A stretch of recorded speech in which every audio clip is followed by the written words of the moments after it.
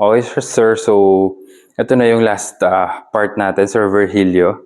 Stretch tayo. So, ito pwede nyo rin gawing in-between sets. Kunyari, masakit na si biceps. Yan. Palms facing forward. Alright. Hands down, fingers. Okay. Then switch sa kabila. Yan. Bicep stretch yan. Okay pa. Now, triceps. Hold natin yung mga positions na ito, 10 to 20 seconds. Side bend, kabila. Pull, side. Okay pa. Na dito sa stretch, dagdag tayo ng konting, balik natin dito pa sa biceps. Abdominals and mobility. So, standing dead bug tayo. Yan. Switch. So, dalawang beses natin siya gagawin po. Yung arm stretch natin.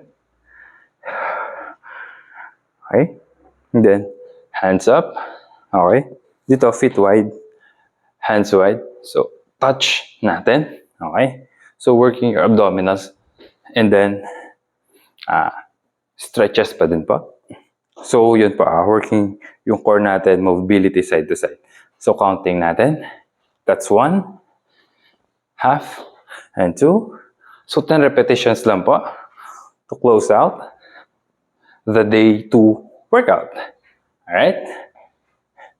So, profile, pakita lang natin. Okay po.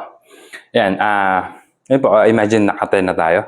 And then yun po, kaya may mobility tayo sa umpisa and stretching sa dulo para mas maganda yung pag-flow ng dugo sa katawan natin, especially sa specific muscle group na target natin. Okay po, so that's your day 2, sir.